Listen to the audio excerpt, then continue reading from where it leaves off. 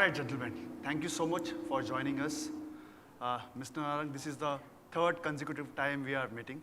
Thank you, Mr. Bali, and thank you, Siddharth, for joining us here. So before I ask them any questions, I just want to ask you all one question. How is the Josh? हाय तो लोग खा के आए नहीं लगते. How is the Josh? Okay, fine. So let me straight get to the point, and let me ask each one of you one particular questions. What is the future of mobility means to you? So let me have Mr. Bali. Yeah, first of all, congratulations ET team for organizing such a wonderful event. I think it's very rare that we're coming out after almost 600 days out in physical mode, and which is a great, great welcome sign. Good to see so many people, so many friends, colleagues in the audience as well.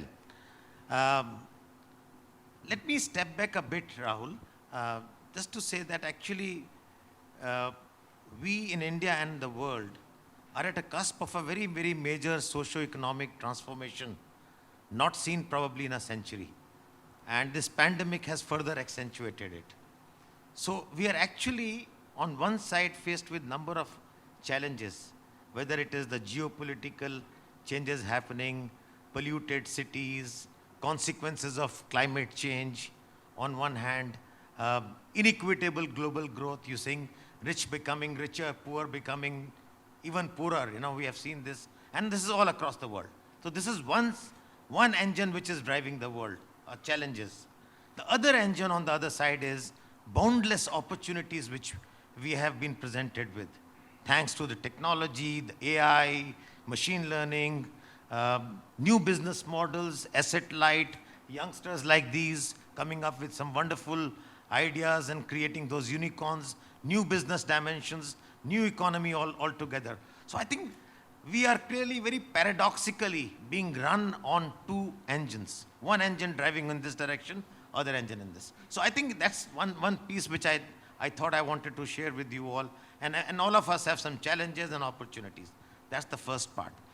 The second part is that the area of mobility, and sorry, these two challenges which are there, one end, the left and the right, the twin engine, the only bridge which will actually bring us all together and integrate is the bridge of purpose, inclusion, and collaboration, or purpose, innovation, and collaboration. So I think those are the three, again, very, very important words. What is the purpose? What is the innovation we are trying to bring in? And without collaboration, this is not going to happen. Correct. None of us in this room can really meet the challenges which I have just talked about. So we need to collaborate, partner. New leadership is going to be partnership. So that's the thing. Coming very, very quickly to, I'll not take too long, just to the future of mobility, what you said. I think very, very clearly the future of mobility, many times this topic is overshadowed by electric vehicles. Future of mobility is not just electric. Electric is one very, very important part of future of mobility.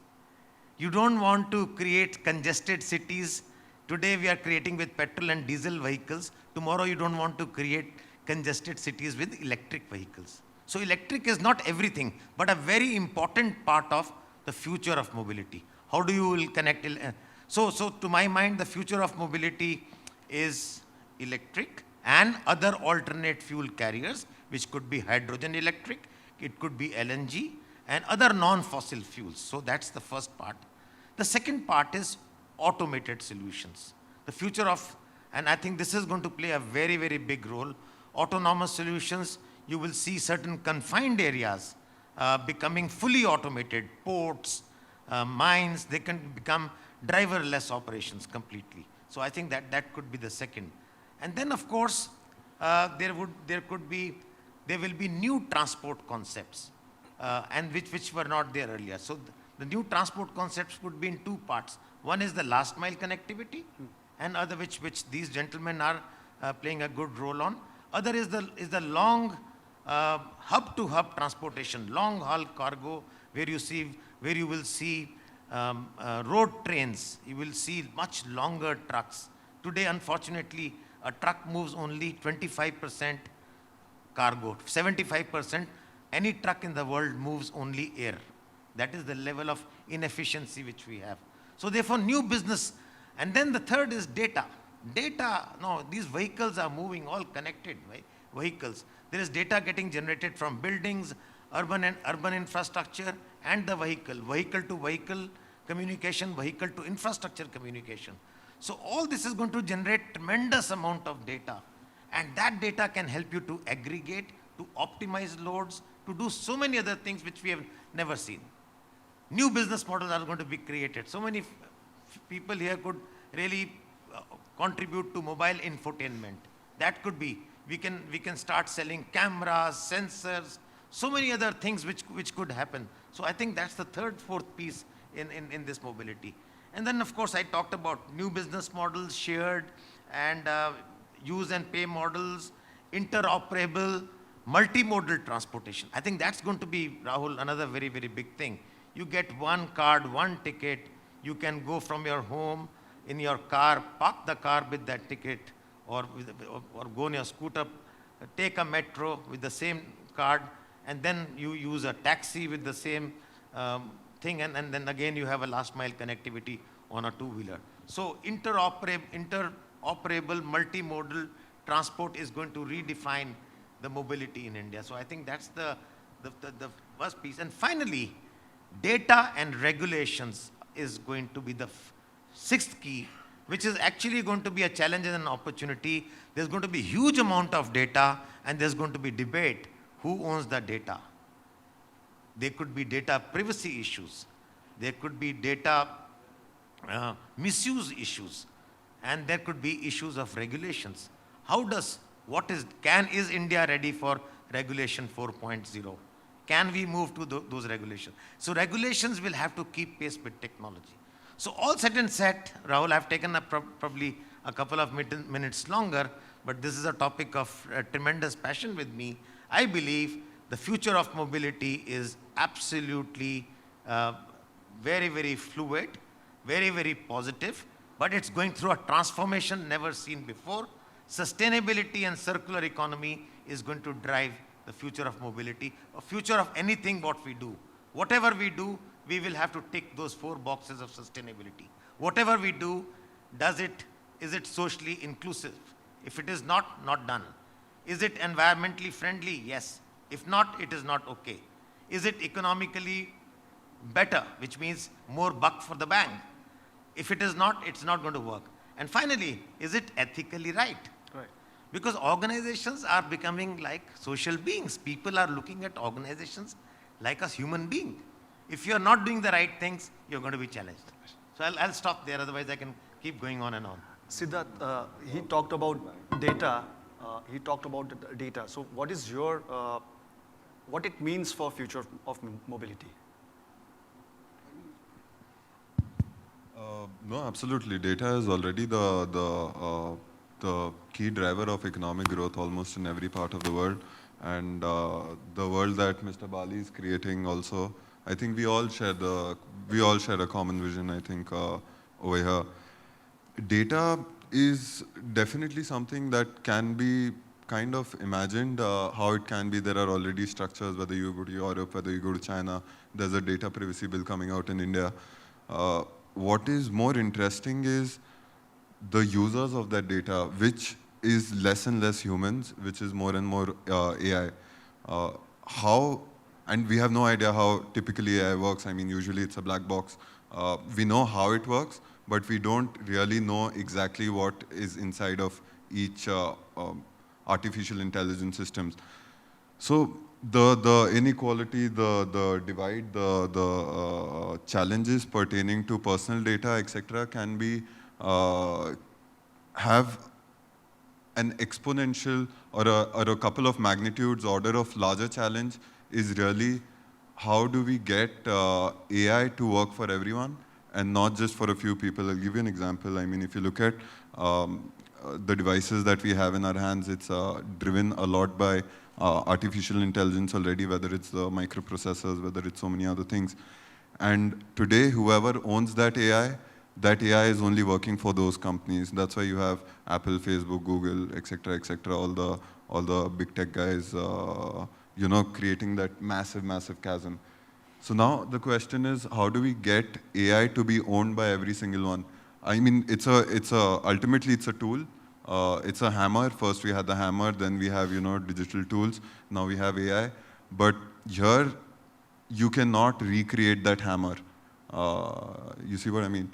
Before, anyone could, take a sketch of the hammer and then figure it out and build it for themselves. This hammer, no one else can create because that is fueled by data. The chasm only grows larger and larger. It's an exponential function. It's not linear at all, unlike all the tools we've had before.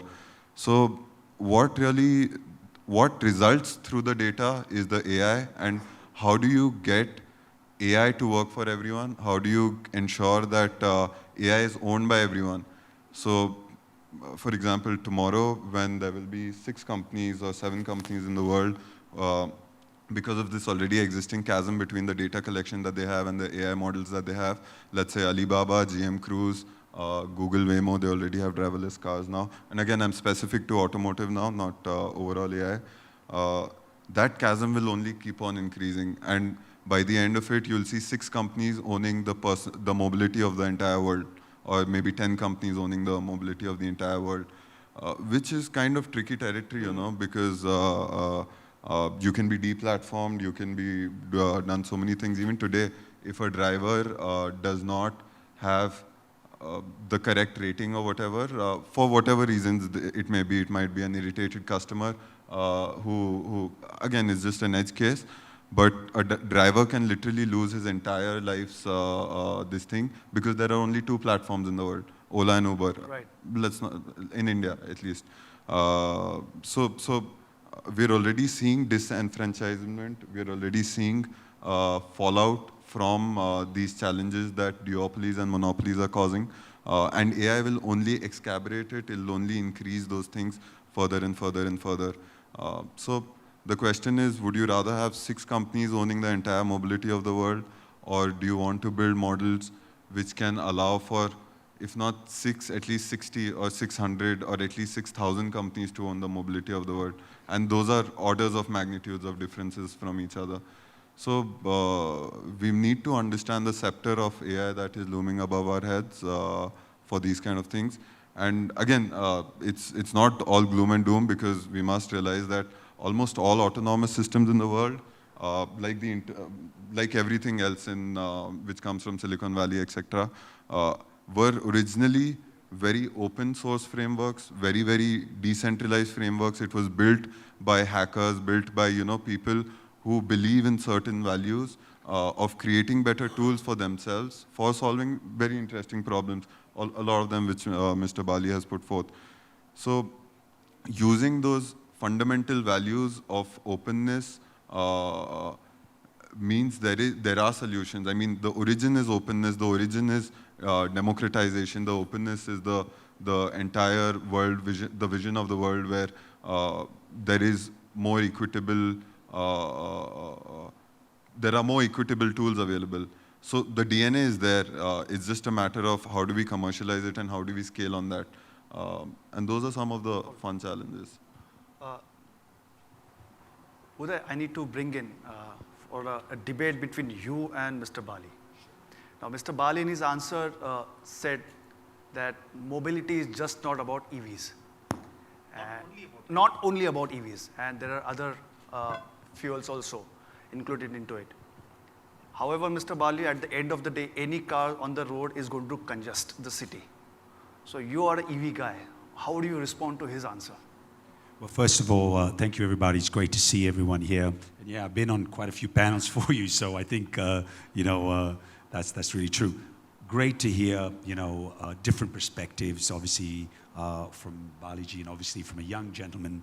I think that, for me, the future at this moment is electric. I know we're talking about hydrogen, we are talking about many new technologies, but it takes time. And it takes a whole lot of dollars. I just spent the last 3 weeks on a testing track in Daegu in Korea.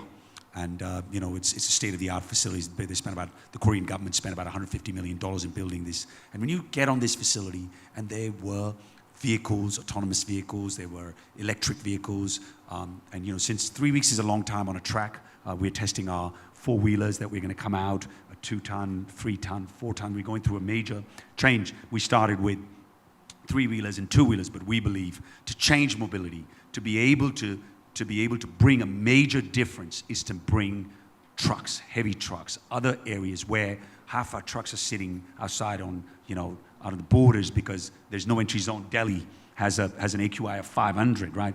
But coming back to your question, I think in the short term, it is electric. Hydrogen is being talked up, but to build the infrastructure takes a lot of time. And a country like ours, it takes even more time. And the amount of dollars that we're talking about is humongous. We've got a lot of startups, you know, who come up with one idea and have to raise, you know, they try to be unicorns. That's great. That's a great environment. But you just can't develop all these business on a proposal, which I use the word OPM, other people's money, because most of the startups don't have any money, right? They come up with an idea and the concept, which is great, which I really excite. But we need people with big dollars also in this game. So it's going to be a combination. I think technology will change. Hydrogen will be there. I am seeing battery technology change so fast. So I think the next 5 years, for me, right now, is going to be electric. Technology can change that. Technology can change anything, anytime. We as OEMs, the new world OEMs versus, you know, I mean, listen, you know, we all talk about Tesla, but there's multiple. I mean, you look at Revan today. Revan is the 3rd or the 4th largest company, automotive company in the world. If you look at the first top 10, they're all electric, right? So I think there is a change. There will be new products, but I don't see that in the near future because electric, look at how much it's taking, how much effort, how much time, you know, charging stations, battery technology, infrastructure, but technology will drive that. And I think it's a mixture of some of these young guns, guys and girls that are coming up with new technology and people like yourself who have been in this game for generations, right? So it's a combination of everybody. We at OSM, you know, we've been at this game for about 5 years. We're putting a lot of money on work. And when I first started this game, I thought it would be X dollars. I think it's 50X or 100X what I need today to be able to go to what I am, right? So I think to answer your question, there is a period where I think EVs are going to be the game. But I think in the future, we all got to be changing. I use a term, a phrase in my company, change with the time or time will change you. So I think we got to continuously be on the ball. You know, I'm into fitness, and fitness tells you got to train with the 25-year-olds and the 50 because gray hair matters, right? I think it's not just about the young, you know, 25, 27-year-olds. I work with a company. We just come up with a product with Log9. These guys are, I think Dr. Akshay is 27 and his other founder is 25. They're going to build a unicorn. It's fantastic. I love it, right? We used our vehicles. We have, you know, we're building Rage Plus Rapid. We charge in 35 minutes. So I think there'll be new technologies, but I think in the near future, I would just say it is electric. And the future is electric, in whichever way you want to say. No, but I think that was never under debate by Mr. No, I completely agree with you. Future is electric. But all I'm saying is that future, what's going to happen 9 years from now? You will need twice the mobility which you have today. So ladies and gentlemen, mobility, the need or demand on mobility is going to grow. It's going to become twice what it is today. So therefore, the transition is going to be complex. It's not going to be cheap. It's going to be many dollars, as you rightly said. Let's not fool about it. It's going to be huge amount of money which is going to be spent in this transition. The second piece is that all tools in the box will have to be used to meet the goal of sustainable mobility. All I said is that it's going to be a movement towards sustainable mobility. Mobility, for instance, I do not want my city to get more congested. Whether it is electric or petrol or diesel, that is all I said. That is also one of the intentions of the future mobility. You don't want the road speed to come down from 20 kilometers per hour to 2 kilometers per hour, where walking would be probably a better way of mobility than a vehicle. So I'm saying all these challenges will have to be dealt with because I only want to just caution you all that the discussion on electric mobility should not overshadow everything else. We have so many issues, so many challenges. So whether it is LNG, whether it is hydrogen electric, battery electric, or biofuels on IC engines, everything will have to be used, all tools in the box. The two-wheelers will move much, much faster. Two-wheelers and three-wheelers will move much faster to battery electric. Long-haul trucks will move to hydrogen electric. We have put in $2 billion. And for the first time, just imagine Volvo and Daimler, who are competitors. We have started a joint venture to produce hydrogen fuel cells together. We are competitors. And we have both together put in equal amount of money, $1 billion each, to build a company called Cellcentric, which is going to build hydrogen fuel cells. So I think writing is on the wall, because you can't rob Peter to pay Paul. You will have to tick all the boxes. That's all I agree with that. I agree. Okay. All right. So let me bring your attention to this one of the important questions that we are talking about, plastics. So how are plastics going to play an important role in mitigating some of these challenges that we talked about? And importantly, how plastics will drive the automotive industry and vice versa. So let me have Mr. Narang on it. Sure. I think Balaji's right on what he said, and I agree with that. I think we need to I think what we have realized, I spent a lot of time down in the last mile. We run our own last mile company. Cost, and cost. So we all talk about, we talk about these 1.5 lakh scooters, and they'll do all the technology. That's not what most of our average people can buy, okay? There's a price range. So we need to bring more efficient vehicles. We need to bring more cost effectiveness, and plastics can play a major role.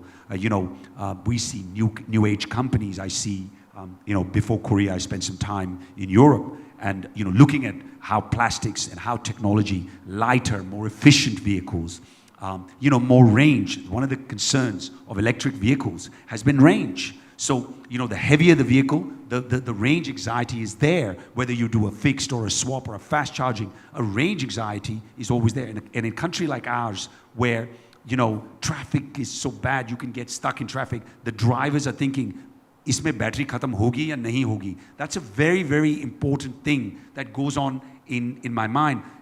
So I think we have to come up with, the plastics industry as a whole has to really come up with cheaper, more efficient, more longer lasting. See, one of the problems in India is with plastics is some of my competitors built vehicles with fiberglass. They get accident every 2 minutes in the cargo vehicle, so they get smooshed. So the product has to be more longer lasting, more, has to have more strength. So, but again and again I say, cost. The Indian people are the most cost sensitive in the world.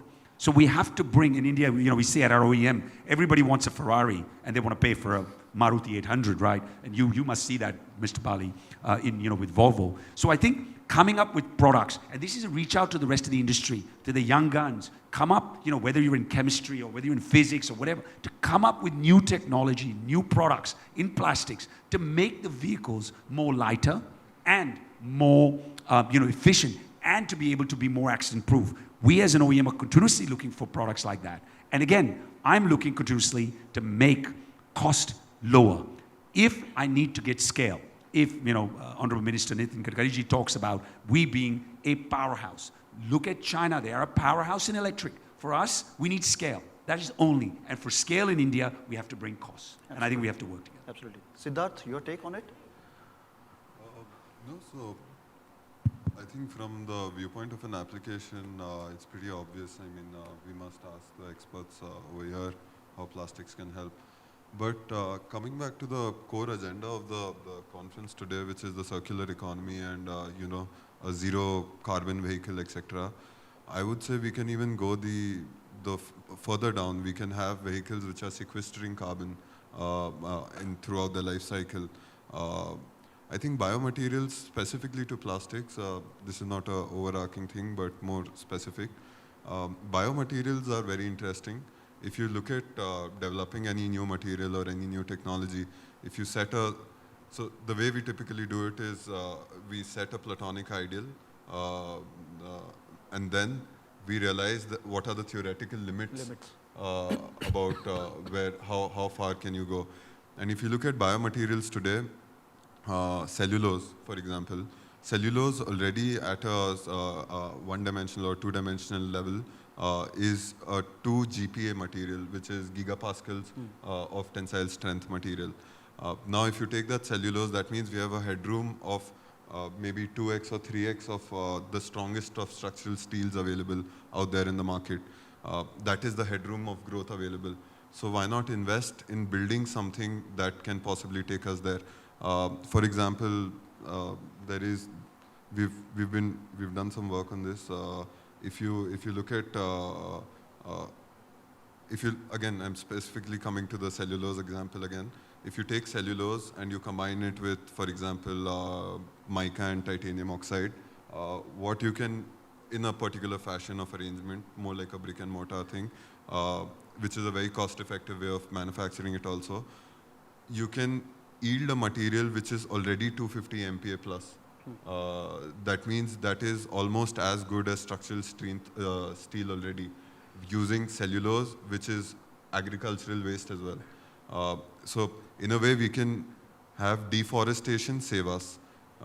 You essentially create forests that sequesters carbon, and then you use those carbon structures, combine them in a particular fashion with other elements or other materials available, and use those derivatives, plastic products.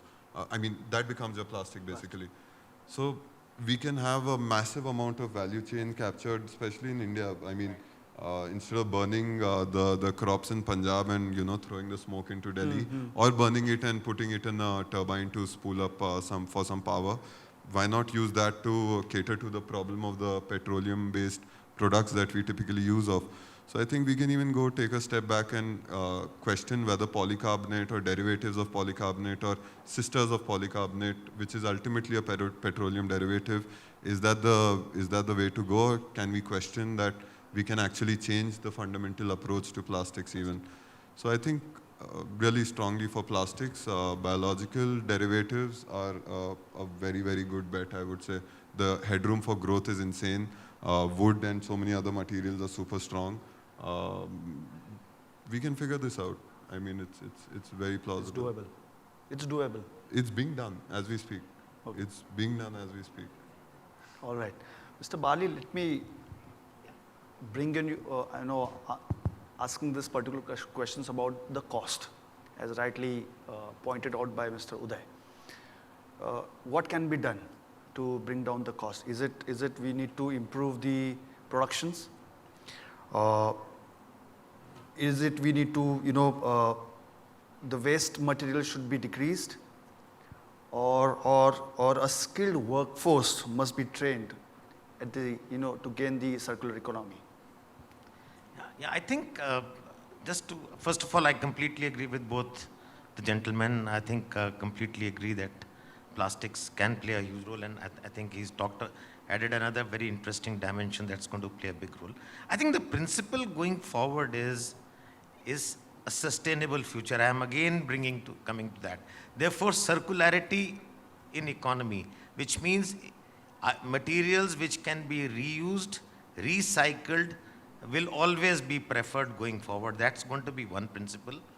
The second principle is that by use of a particular material, if we can reduce the CO2 impact, for instance, plastics can, to my mind, play a huge role by reducing the weight of a machine or weight of a vehicle, thereby directly reducing the CO2 impact. So that's something very, very important. So far, plastic has always been, if I look at last 40 years, automotive industry, it was always steel, metal, everything, right? Then we moved to aluminum. Okay, aluminum was the next part to reduce the weight, because we've always been struggling with reducing the weight. Actually, electric vehicles, for all you all may not know, were there in vogue even 100 years ago. There were battery-operated vehicles, cars 100 years ago. But the only problem was that most of the area was occupied by the battery. So there was no place to sit. So I think that's a different matter. So what I'm saying is materials is very, very critical. So reuse, recycle, lowering the weight is going to be very, very crucial. And plastics have always been used for that purpose in the last maybe 10 to 15 years. But I think in the new realm of mobility, I think plastics has many, many more roles to play. So I can see plastics on the safety side. When you do these batteries, and I think Divakar was talking about some of those separators for the batteries, I think that can play a huge role. There is a fire hazard when it comes to batteries. I think plastics can reduce that inflammatory challenge. I think that is the second thing. I'm also told that plastics can also reduce the decibels of noise inside the vehicle. So which means that earlier we had IC engines. So a lot of vehicle movement noise was actually taken away by the IC engine noise. Now there is no IC engine. So motor noise and the zoom noise will have to be dampened by something. And I think plastics can play that role as well. So to my mind, more than the cost when it comes to plastic is I think the application, the reduction in weight, the indirect cost reduction by using a much, much lower quantity. Just guess how much a truck weighs. A 30 to 40 ton truck is about 7.5 tons by weight. Imagine how much is plastic today. How much is plastic today? Just guess. Weight, by weight. 30%? No, 30% is very high. So plastic, we use almost a ton of plastic per truck. 750 kgs of plastic per truck. This, I'm sure, is going to move to much, much larger numbers as more and more applications with new technology on plastics which is coming up. Yeah. So I think it's ultimately, Rahul, it's going to be the cost, the total cost of ownership which the customer is going to count. And that's what we are doing everywhere. Every player is now looking at total cost of ownership. And I think this is the way India has to also move, not just the initial cost. I think the overall life cycle, at least life cycle impact cost. Or if the vehicle life is 10 years, just calculate over a period of 10 years that how much is the initial cost, depreciation, interest cost, and the running cost. Do that math, and I think all these new vehicles and new value propositions, which these youngsters are bringing in, are very, very favorable to my mind. All right, all right. Really Mr. the holistic picture. Really the holistic picture that matters. Yeah. Uday, even though automakers have been increasing the use of lightweight plastics in their vehicle, the weight of many cars and trucks has been increasing with the consumer demand for additional safety and interiors features. Correct. Now, when you talked about the use of plastic, for example, like 1 ton in your Going to play a big role. big role. So do you, my question is, do you think that the trend towards heavier cars must be reversed? I think absolutely. The answer to that question is we have to make vehicles lighter. Okay. I think also to have such heavy vehicles, how much speed do our vehicles actually run in this country? I mean, let's be clear. And I want to come something back about, I'm really excited to hear that you are talking about green energy and sustainability. But I will tell you, the other side of it, right? It's extremely important, but let me come back to that. The first point is, yes, vehicles have to be lighter. Young gentlemen like these and new technology players, as well as existing players, we have to reach out as OEMs, come up with those new ideas because the vehicles have to be lighter.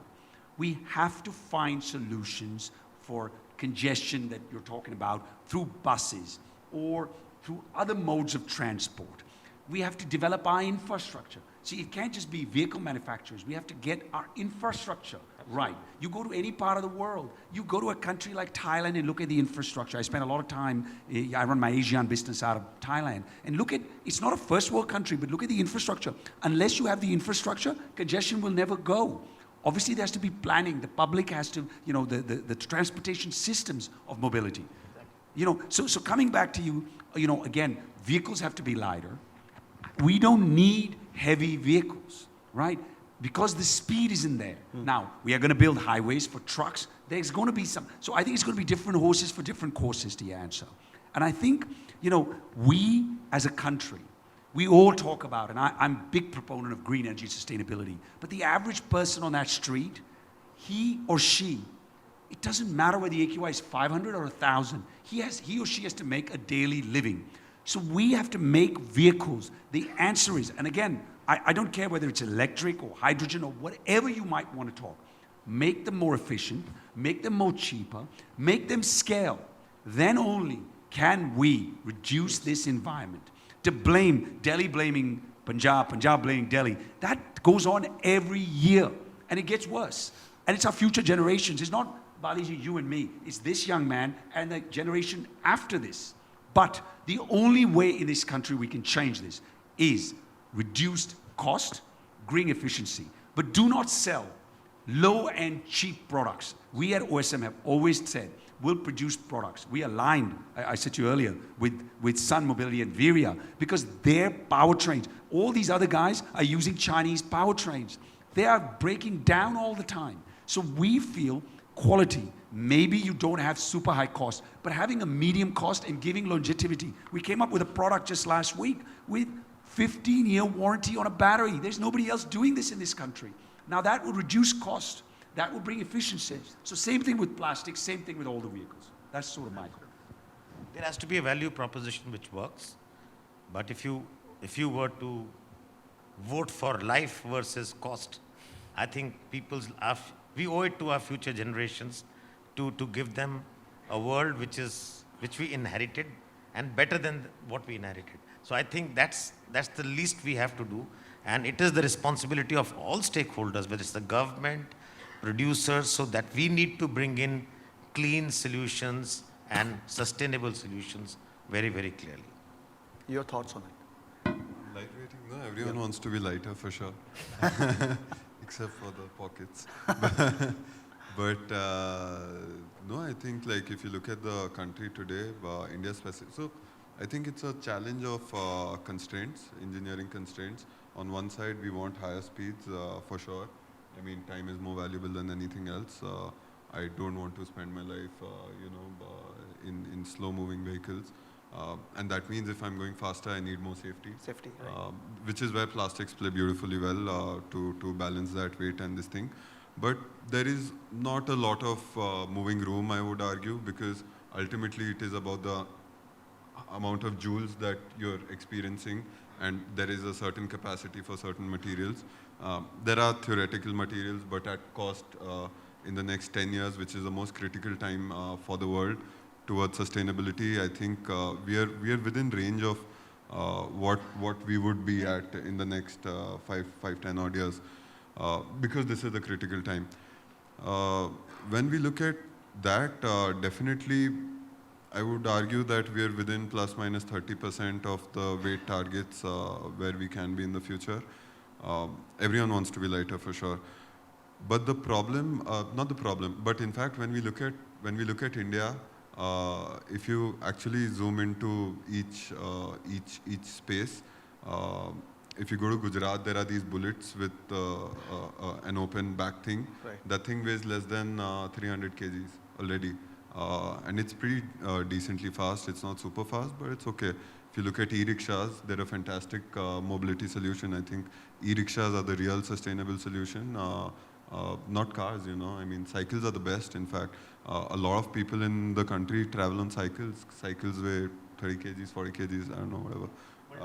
Multimodal. It has to be all tools. Absolutely. All tools in the box. So 80-90% of our mobility already today is very, very lightweight already as we speak. Rickshaws barely weigh anything. Autos are literally made of tin cans.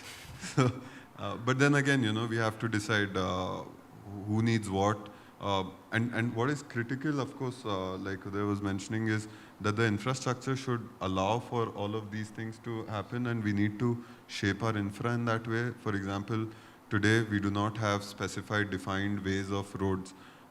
I'm okay to be in an auto on, SB Road or Karvenagar or all of this, but I don't want to be on the expressway with an auto. That's. They won't even allow you. Yeah, thankfully this particular expressway, it's a nice example of the good things that we've done with our country. Yeah, we need to understand where what is applicable and apply that. And we have enough technology, data, everything else available to implement those things. But yeah, lightweighting for sure. Yeah, but yeah, Rahul, I think there is one very good news is that the stars are aligning. I mean, I think for India, I think we have very good initiatives from the government on the National Infrastructure Pipeline, which is $1.4 trillion being spent over the next 4 to 5 years. Now the challenge is to get projects and execute them. So I think that's one on the infrastructure side, which is a very, very positive news. The second is that the National Monetization Pipeline, which is the brownfield projects or the projects which are infrastructure projects already running well, they can be monetized and the money generated from them can be put into new infra projects. Right. So I think that's a master stroke. To my mind, one of the most interesting reforms after GST is the National Monetization Pipeline. This actually strikes at the root of the problem we've had for last 70 years, that you did not have funding in one place to really fund such large value projects. So I think that's something very, very good. PLI scheme is something very, very interesting, which I think we have all not talked about and which we should not undermine it, because that can change really the cost element which you're talking. And the PLI scheme has this incentive between 10% to 18% of your sales value. Ladies and gentlemen, that's not peanuts. That's a large amount of money for next 5 years, and given only to new technologies, not for if I'm going to produce more of the same kind of a vehicle.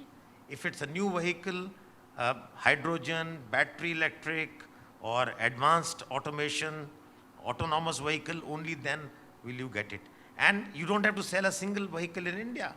You can sell all of them abroad and still get the PLI, therefore bringing in the capability inside the country. So to my mind, never has there been a moment in at least in my last 40 years working, where so many demand drivers, so many positive actions are happening on ground to realize a future which we all Indians want. Even for that matter, NH for EVs, National Highway for EVs. Absolutely. Even if you could Many see more, that, many more, but I just thought we should bring that to the fore, because these are very, very important initiatives, and these will really redefine the future of mobility for all of us. I think that's a really, really important part. Very, very well said point, Baliji. I have never seen myself a bipartisan, and I'm using US terms. I mean, we are seeing every state, we are seeing whether it's the central government, whether it's the BJP, or whether it's the Congress, or whether it's Aam Aadmi Party or whatever. Everybody's talking about sustainability. Maybe it's a political thing, but for me, what is important is not, the political side, but what's important is if we can achieve the goal of sustainability and green energy, then it works. Now, the other thing which I changed, and I come from I was in Wall Street for a very long time, and I understand the financial markets. I have never ever seen in a country, whether it is China or Europe, the amount of funding, because all of this needs money. Okay, no matter what you say, you can take your flag and run and walk up and down, you'll be a Forrest Gump, but if you don't have money, it's gonna mean nothing. So the point is, today, the money, if young guys and girls who are coming up with ideas, there is so much money for you guys to be able to scale up your technology. This to me is a game changer. And if you look at it, every day a startup or a new group of people are coming, and that excites me. It's not competition for me. If some young man or woman has come up with an idea, I encourage it. I actually want to be part of it, to be able to change. So if we want to make a change, what you're talking about, we've got to, as leaders, specifically people like yourself, Baliji, should be promoting all of this. Absolutely. And companies to be able to bring the ecosystem for scale. Absolutely. Absolutely, we are doing that, and Volvo has started a lot of efforts. We started a Volvo India Innovation Award. The first one was announced only just 2 weeks back, and one of the startups like yourself got the award, Zip Electric. So Zip Electric on the last mile connectivity. Maybe next time it could be you. I'll be so happy to see that happen. But the idea, what you said is absolutely right, and I think the future will belong. I mean, during my time, our times, okay, my time rather. If you had an idea, the idea was scuttled because it did not have enough funding backing it. Today, if you have a good idea, I think funding is not the issue. Is not the issue at all. Of course, you need to have right connections. You need to be up there, right to right people. You should be visible enough. I think you have enough funding available. But the challenges are several others which you must be facing. No, I think it's a question of the culture of risk. So money is definitely one aspect of it, but even in technology, when we look at it, India is not very well prepared, or the culture is not there to take risks and bet on certain technologies and invest, even with people with money or without money. Like, we come from the service industry, this thing, and software today is able to do that, but software is very abstracted away. It's not extremely risky, and so we're okay to take those slighter risks, but then we lose all the rewards. So we end up as commodity companies, we end up without any premium available to Indian companies. For example, a French or a German company in plastic core development might invest 100 million, but they'll make a $11 billion sales after that in 10 years. And spread that over 20 different companies, it's fine, even if you lose 19 of them. So same thing goes for technology. I mean, try 20 technologies, just see what is the headroom for growth available, invest away, one of them will work. All right, gentlemen,